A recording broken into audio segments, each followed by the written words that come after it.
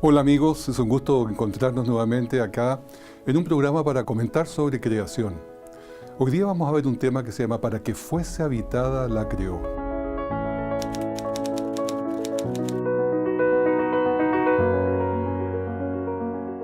Carl Sagan llamó a la Tierra una vez un punto azul pálido o una partícula de polvo suspendida en un rayo de sol.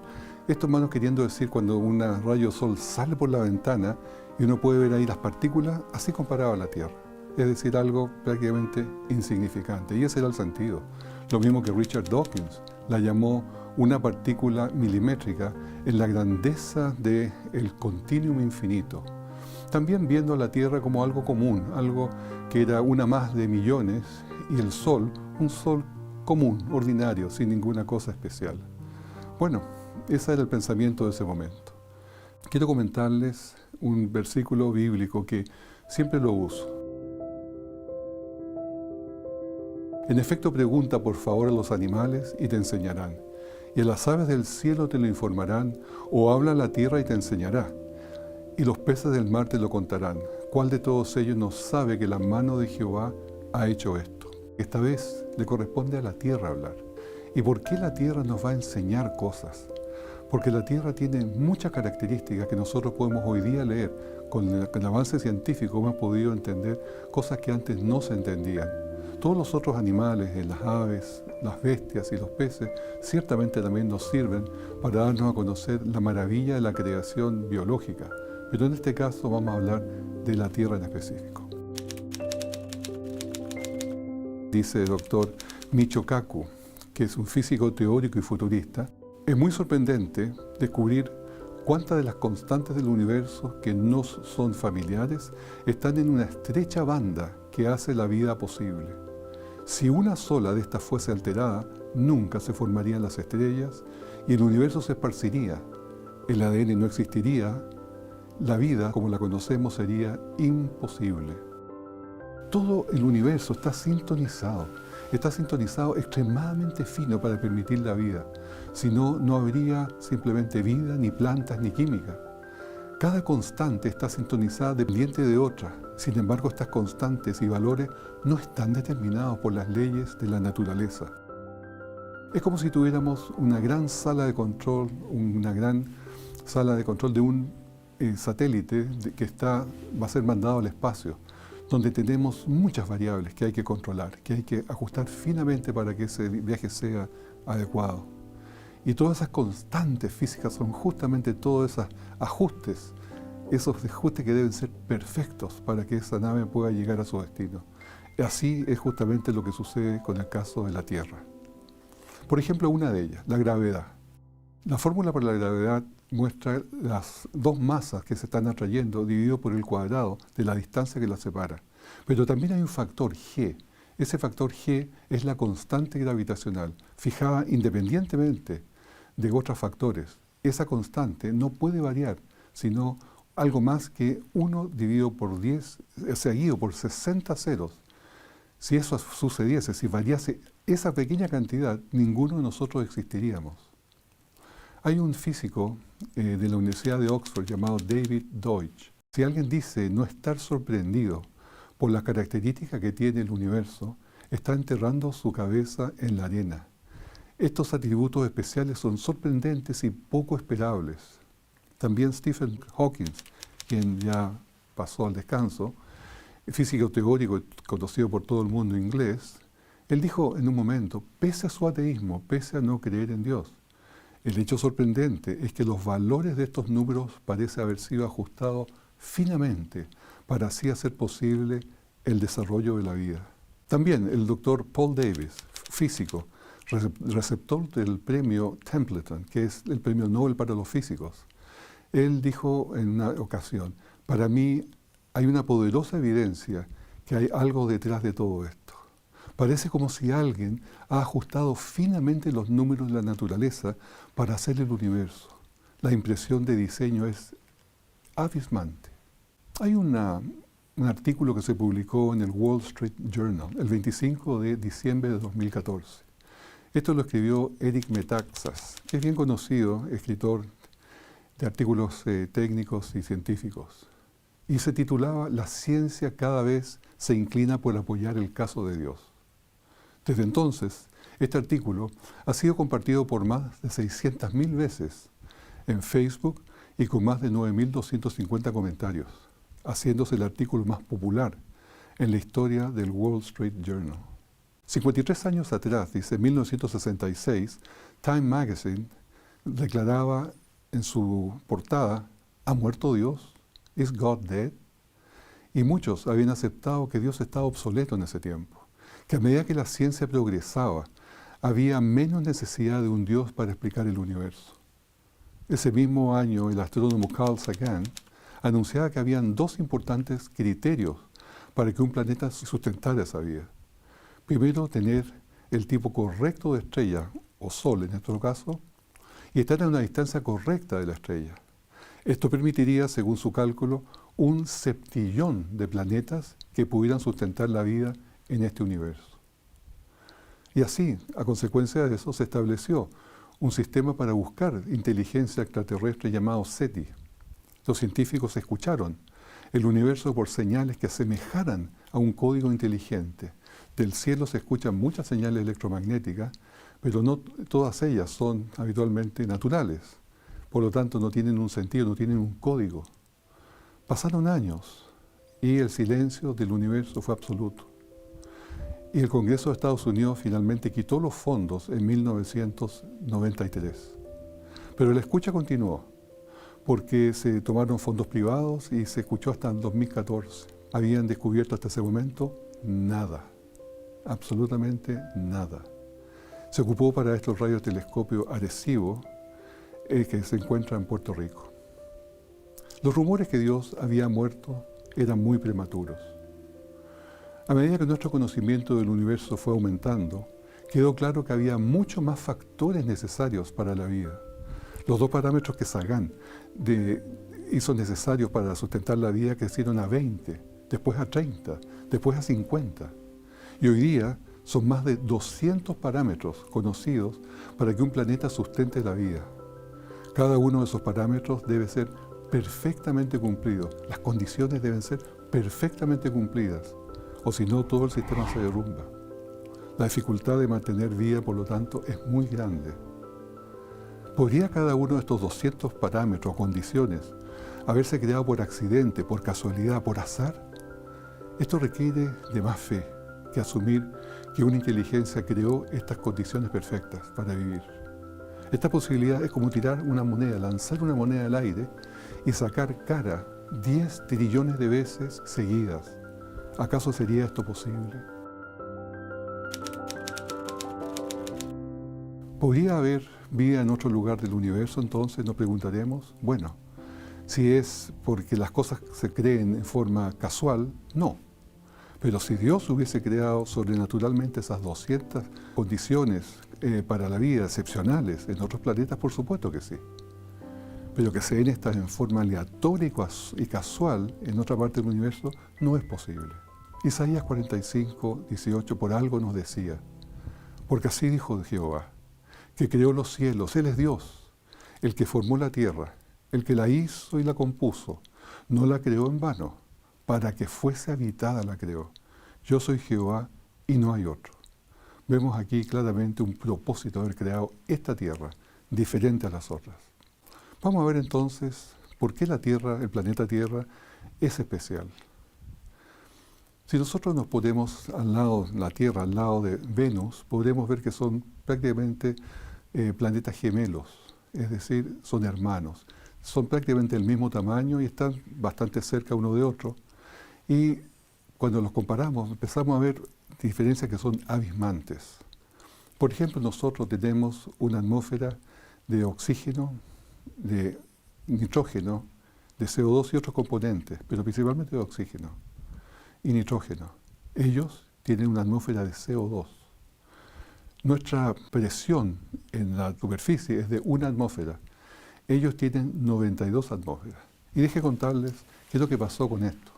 Cuando se mandaron las primeras sondas rusas, veneras, hasta el planeta Venus, se encontró que estas sondas reventaban Igual que un submarino puede reventar debajo del agua. Y así pasó que mandaron una, después otra, hasta que finalmente mandaron una suficientemente reforzada como un submarino, y esa sonda finalmente llegó a la superficie. ¿Qué pasaba? La presión era muy alta y no la habían comprendido bien eso. La cosa es que en la superficie de Venus hay 92 atmósferas. Es como bajar en un submarino o bajar bajo el agua 1000 metros, que es una presión enorme que a nosotros nos destruiría. La temperatura en la superficie también era de 467 grados centígrados, absolutamente imposible para la vida, cuando nosotros tenemos unas temperaturas agradables. Las lluvias que tenían en Venus eran de ácido sulfúrico, que Venus no tenía campo magnético, y giraba Venus hacia el oeste, cuando la Tierra gira hacia el este, es decir, giran para lados opuestos. Y esto es muy importante porque cuando se considera la teoría tradicional de que todos estos, los planetas y el Sol, se formaron de una nube que estaba dando vuelta de polvo, esta nube de material giraba al mismo lado a gran velocidad y todos los planetas debieron ser formados y girados para el mismo lado. Pero esto no sucede así, simplemente la teoría nebular no funciona aquí, porque están girando para lados opuestos. Bueno, ¿y qué tenemos como resultado entonces? Un gran contraste en propósito y vida con Venus, porque la Tierra fue creada para ser habitada. Como vemos allí esa escena, es un hermoso paisaje donde nosotros podemos vivir, donde la vida se sustenta. 1 Corintios 15:10 dice que hay cuerpos celestiales y hay cuerpos terrenales, pero una es la gloria de los celestiales y otra la de los terrenales. Aun cuando los cuerpos celestiales sean hechos de los mismos materiales químicos básicos, el planeta Tierra es el único en su complejidad y propósito.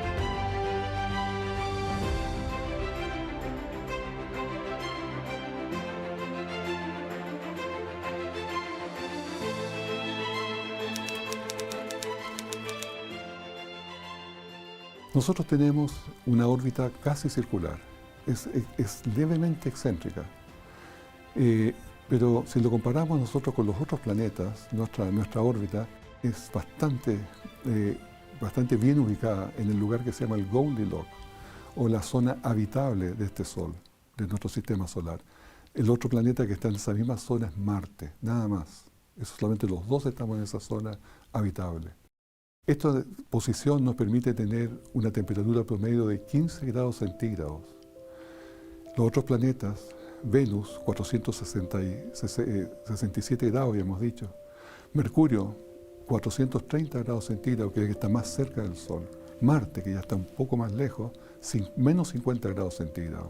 Júpiter, menos 130, Saturno, menos 185 y Urano, menos 200 grados centígrados. Sin duda, no se puede tener vida allí, en ninguno de ellos. Todos los planetas están desordenados y vacíos, y solamente nosotros tenemos un planeta perfectamente organizado. Como decía, a la distancia correcta del Sol, 149 millones de kilómetros, más o menos 2%. Justo lo necesario para estar en esa zona habitable. Y esto gracias a la ley de gravedad y todas estas constantes universales que son absolutamente fijas. Si tuviésemos solamente un 5% más cerca del Sol, haría hervir los mares y se evaporarían. O si estuviésemos un 5% más lejos del Sol, los mares se congelarían. Y la rotación necesaria que tiene la Tierra es de 24 horas más o menos, que gira una vuelta en su... Si fuera la rotación más lenta, se calentaría demasiado un lado de la Tierra y el otro se enfriaría mucho. O lo contrario, si fuese más rápida las 24 horas, esto impondría vientos que volaría todo por el aire y sería difícil mantenerse de pie. También tenemos un maravilloso campo magnético, que es mucho más que para manejar una excursión con un niño con una brújula. El campo magnético nos protege de los rayos cósmicos del Sol. porque los rayos cósmicos del Sol son disparados por el Sol con gran velocidad. Y estos vientos solares podrían hacer a nosotros un gran daño en nuestro ADN si es que no tuviéramos esta pantalla protectora que es el campo magnético, que los rayos del Sol ahí simplemente se detienen o se filtran y pasan muy poco. Las comunicaciones afectan las líneas de transmisión eléctrica y así los equipos electrónicos también son afectados por estos rayos solares si es que no tuviésemos nosotros esta gran pantalla, esta gran defensa que es el campo magnético. Venus no la tiene. También los cinturones de Van Allen, que está también en relación con el campo magnético, son especies de donuts que están rodeando la Tierra y con una gran cantidad de partículas cargadas magnéticamente. Y estas son altamente energéticas, por lo tanto nos protegen de las partículas de alta energía provenientes del Sol. El 8 de octubre del año 2013, una explosión en la superficie del Sol que envió una onda explosiva supersónica de viento solar bombardeando Mercurio y Venus, y después vino la Luna y después se dirigió a la Tierra.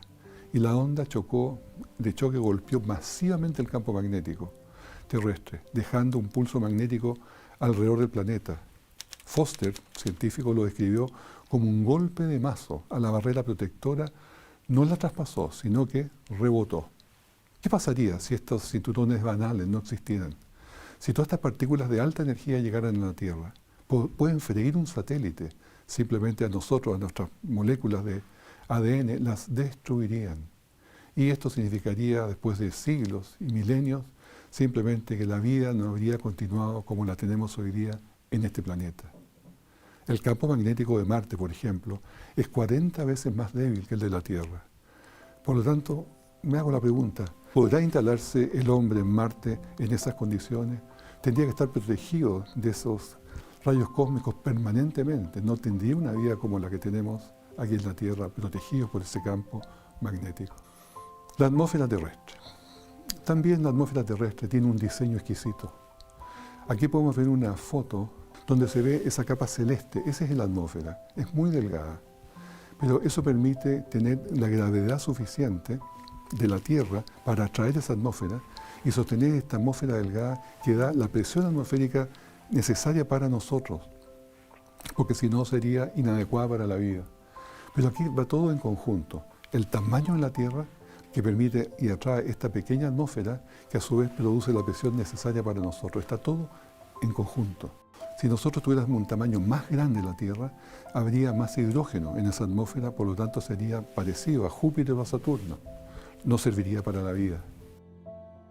El aire atmosférico también es una maravilla, cómo está el grosor, la composición que tiene. El oxígeno, por ejemplo, si fuera más de 21% sería tóxico y causaría incendios en todas partes. Ahora, si fuera menos, simplemente no podrían respirar nuestras células.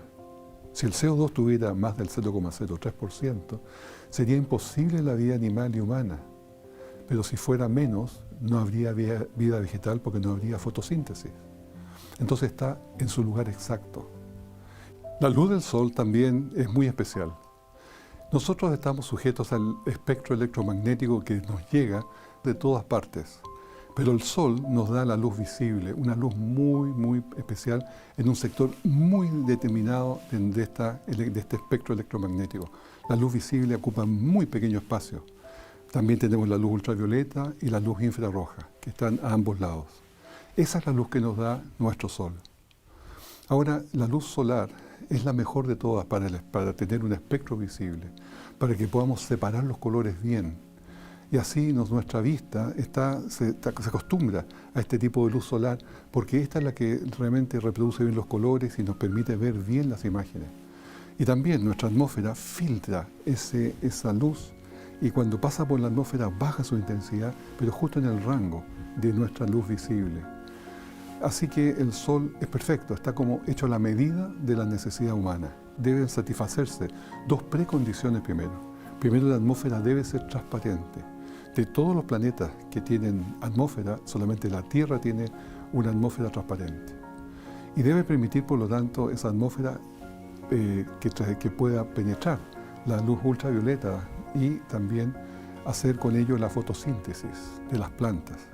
Segundo, hay una porción de radiación infrarroja que es la que es absorbida por la Tierra y a su vez retenida en la atmósfera y calienta la Tierra. Y esto es muy importante porque impide el congelamiento del agua y anima a los átomos a vivir, a tener vida, a hacer química, a permitir la vida en la superficie de la Tierra. ¿Qué pasaría si nuestra atmósfera absorbiera en una región diferente, si se corriera el espectro electromagnético, digamos, hacia la derecha? Imaginemos un pequeño cambio. Aquí simplemente pasaría muy poca luz visible y posiblemente nada de ultravioleta. Si no hay luz ultravioleta, no habría fotosíntesis, sería imposible. Por lo tanto, el mundo sufriría un efecto invernadero. Sería caluroso, como Venus, porque nuestro aire absorbería toda la radiación infrarroja del Sol. Y al contrario, también al tener demasiada luz infrarroja, se calentaría todo este ambiente. En tal escenario no podría sobrevivir vida basada en carbón, como la nuestra. Y ciertamente seres que respiran aire como nosotros. Existe un ajuste fino antrópico que se llama. Esto significa que la física moderna ha revelado que hay evidencias, que hay un diseño inteligente en cada fibra del universo. Desde el año 1960 los físicos han reconocido que las condiciones iniciales y las leyes constantes de la física están finamente calibradas, aún pequeñas alteraciones en los valores de factores independientes, tales como la velocidad de la expansión del universo, la velocidad de la luz, la fuerza gravitacional exacta o la atracción electromagnética, harían la vida imposible, una pequeña variación en ellos. Los físicos se refieren a estos factores como coincidencias antrópicas y la afortunada convergencia es el ajuste fino del universo. La Tierra tiene justo lo necesario. La duración de la noche exacta para poder descansar y reconstituir fuerzas y el día para poder ejercer nuestro trabajo. El aire, 21%, fantástico. Y eso permite, por lo tanto, una estabilidad en nuestra respiración. Gracias a la fotosíntesis, porque la fotosíntesis regala el oxígeno, devuelve el oxígeno a la atmósfera y mantiene, por lo tanto, ese equilibrio. También debemos recordar que el 70% del oxígeno de la fotosíntesis proviene del plancton marino, del mar. Así que no todo es responsable de los bosques, también el mar tiene su parte. El universo es muy hostil para la vida. Nuestro hogar nos protege para poder vivir felizmente. El agua en la Tierra es única. Tenemos 15 grados centígrados de promedio de temperatura en la superficie de nuestra Tierra. De hecho, es el único planeta que tiene agua líquida. ¿Por qué? Porque justamente tiene los 15 grados centígrados promedio. Porque eso permite el agua líquida. Y el agua líquida permite otra maravilla, permite la vida. Lo cual es fantástico, porque nuestro planeta, en ese sentido, es el único que puede sostener vida. El agua no se puede condensar cerca del Sol. ¿De dónde salió tanta agua? El 70% de todo el globo está cubierto por agua. Y esto permite regular la temperatura, que esté pareja entre día y noche. Así tenemos diferencias más o menos 20 grados nosotros entre día y noche en todo el mundo. Pero Marte, por ejemplo, que no tiene agua, tiene diferencias de 100 grados centígrados entre día y noche. También, ¿se han fijado ustedes que cuando el agua se congela, se expande, por lo tanto flota? Y esto también es una maravilla, porque cuando pasa eso, contrario a todo el resto de los elementos, significa que cuando el mar se congela, queda arriba la placa de hielo y no se hunde. Por lo tanto, si se hundiese, mataría a todos los seres vivientes que están debajo del mar o de los ríos o de los lagos. Según la teoría tradicional, ¿de dónde vienen los océanos de la Tierra? Se supone que nuestro planeta no puede tener agua en forma natural. Por lo tanto, la teoría más popular que se ha dicho es que vino por impacto de cometas. Millones de cometas que llegaron y asteroides que chocaron contra la Tierra y traían hielo y por lo tanto se transformó en agua. Hasta que se envió una sonda especial llamada Rosetta. Lo que se encontró en este cometa Churyumov fue que con una sonda se midió su hielo y el contenido que tenía ese hielo, esa agua que contenía allí, la tasa del isótopo deuterio hidrógeno era más de 3 veces que el agua de la Tierra. Es decir, este valor tan alto leído es el más alto de todo el sistema solar. Por lo tanto, es muy improbable de que cometas como el Churyumov hayan sido los responsables del agua terrestre Otro hecho que también es bastante desconocido y es muy importante es cómo la atmósfera protege el agua de la Tierra. ¿Por qué el agua no se escapa al universo? ¿Por qué el agua no se va para afuera? Y hay una explicación bastante interesante. El buen tamaño de la Tierra, la suficiente gravedad que tiene, soporta muchos gases que no se arranquen, pero hay otros que se van. Por ejemplo, el helio, el hidrógeno o el oxígeno en sí mismo también son arrastrados por los vientos solares y se van. Pero el agua no, porque pese a que el agua no es natural en este planeta ni en ningún otro, este planeta tiene la posibilidad de atraparlo. Y con una fórmula, ozono y frío, son las formas como esta agua es retenida en esta Tierra. Y déjenme decirles que la Tierra es el único planeta conocido en el universo, conocido, que tiene agua.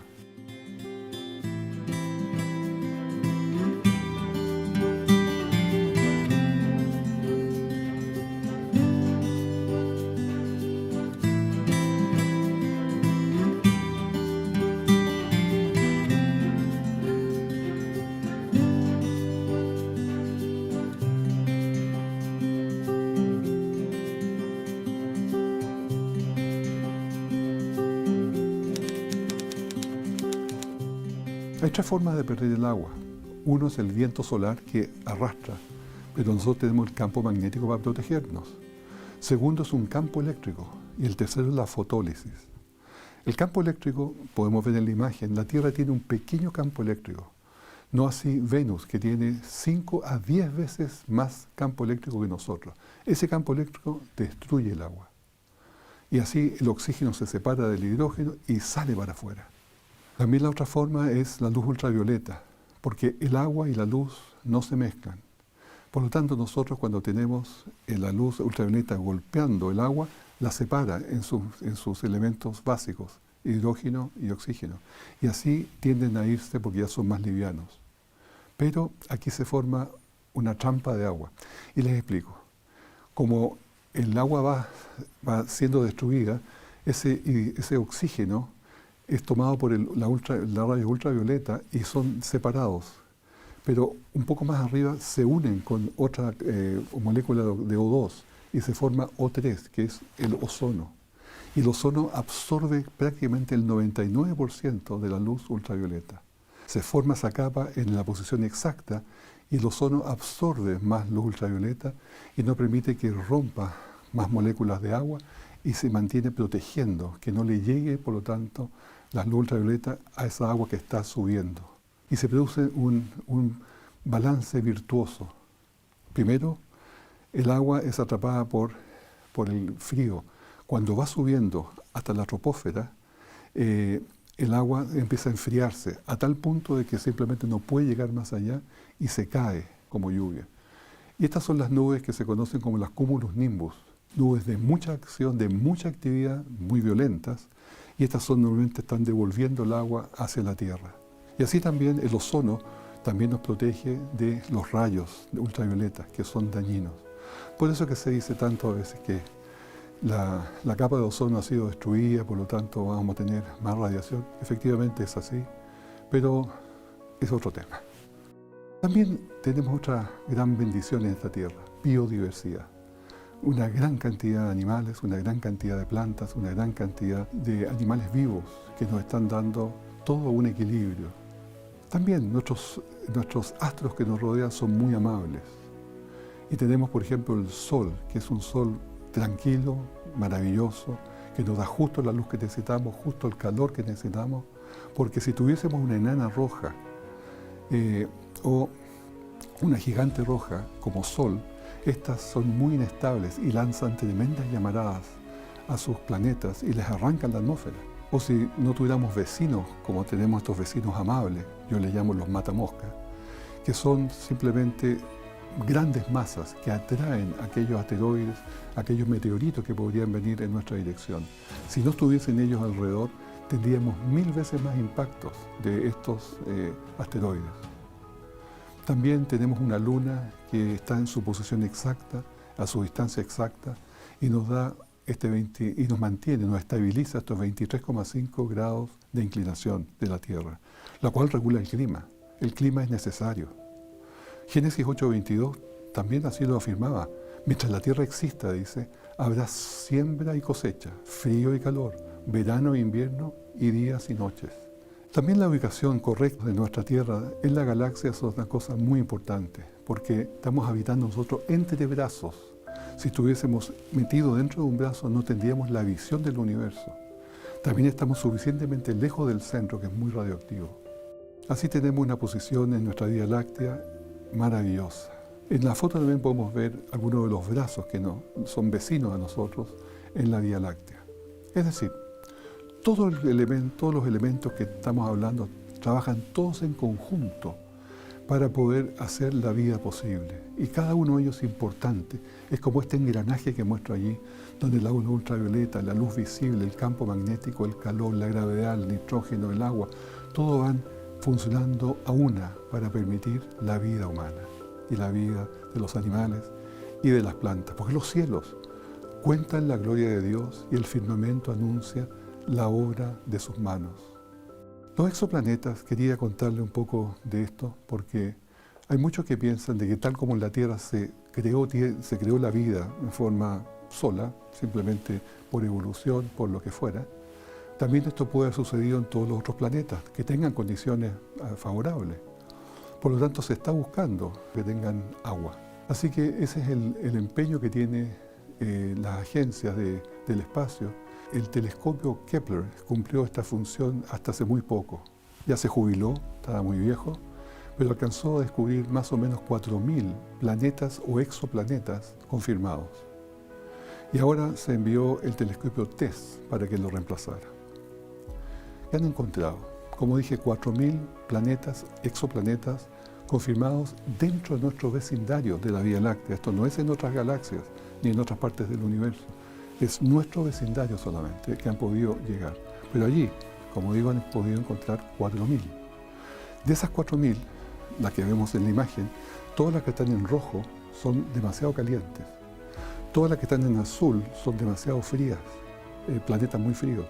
Los que están en verde serían adecuados, pero la mayoría son demasiado grandes para sostener agua, para tener vida. Así que eso deja restringido al cuadro que está arriba la posibilidad que ellos puede haber vida allí. Hace un poco tiempo atrás, un par de años atrás, se hizo mucha propaganda por un sistema que se llamaba el TRAPPIST-1, donde se decía que había un sol, que era una enana roja realmente, que tenía 7 planetas, de los cuales 3 estaban en la zona habitable. Y se hizo bastante publicidad. El sol está ahí en la imagen, el TRAPPIST-1, el pequeño sol está ahí al lado, que es del tamaño de Júpiter, bastante pequeño. Y se dijo que NASA había encontrado a 39 años luz un nuevo sistema compuesto por 7 planetas y que había una posibilidad de que ellos tuvieran agua líquida. Y decía que esto responde a la pregunta si estamos solos. Además decía dentro de su propaganda que probablemente estos serían habitables. Y también dijo que estas condiciones son sorprendentemente similares a la Tierra y puede cambiar la historia de la humanidad. Pero habían cosas que no se decían. Por ejemplo, de que la estrella era una enana roja. Esa enana roja es muy inestable, por lo tanto puede arrancarle la atmósfera a sus planetas. Segundo, era del tamaño de Júpiter, muy pequeña. Tercero, estos planetas estaban muy cerca, girando muy cerca de la estrella. Tenían órbitas muy rápidas, 1,5 días, 2,4 días y 12 días terrestres para girar alrededor de esa estrella. Y esto significaba que están siempre mirando con la misma cara a esa estrella. Y eso significa que esa cara es la que se calienta y la otra no está sumamente fría. Es decir, no están dadas las condiciones para la vida. Y así, cuando se trató de poner todas estas condiciones como que eran similares a la Tierra, estaban bien lejos de serlas, no podían soportar la vida. También uno se pregunta por qué hacen tanto empeño en buscar planetas con agua líquida, cuando para crearse la vida, para que se unan aminoácidos y formen proteínas, existe un problema que se llama la hidrólisis. Si hay agua presente, no se van a juntar los aminoácidos para formar proteínas. Sin embargo, sin agua se pueden formar, pero para poder sostener la vida posteriormente es indispensable el agua. Entonces es una tremenda paradoja. No se necesita para formar, pero sí necesita para conservar. Y esa es una cosa que no se puede contestar. El doctor Guillermo González, que es un astrobiólogo, escribió un libro sobre este planeta privilegiado. Y decía que la posibilidad de un planeta con estas características de la Tierra para la vida es 1 en 10 elevado a la 15 potencia.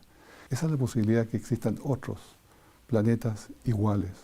La Tierra gira en su eje en 23 horas, 56 minutos y 4 segundos. ¿Por qué? Porque el Sol se va moviendo. Por lo tanto, la Tierra da la vuelta y tiene que dar 1 grado más, 361 grados, para llegar nuevamente al mismo punto del Sol, porque el Sol se ha movido. Esa es la razón porque girar en su eje son solamente 23 horas, 56 minutos y 4 segundos. Y además no estamos detenidos, nuestra Tierra va girando en su eje y en el Ecuador gira a 1670 kilómetros por hora. La Tierra a su vez va rotando alrededor del Sol a 107.000 kilómetros por hora. Y el Sol va moviéndose alrededor de la galaxia a 828.000 kilómetros por hora. Y la galaxia alrededor de su sistema clúster a 2,1 millones de kilómetros por hora. Nada está detenido acá. Todo se está moviendo, todo tiene un mecanismo maravilloso creado por un Dios fantástico. Y un día, recuerden, emite palabra a otro día. Y una noche a otra noche declara sabiduría. Salmos 19:2 nos dice eso. Así es como tenemos nosotros una tierra maravillosa, hecha para habitar, hecha para que nosotros seamos felices y podamos reconocer a ese Creador maravilloso que hizo todo esto.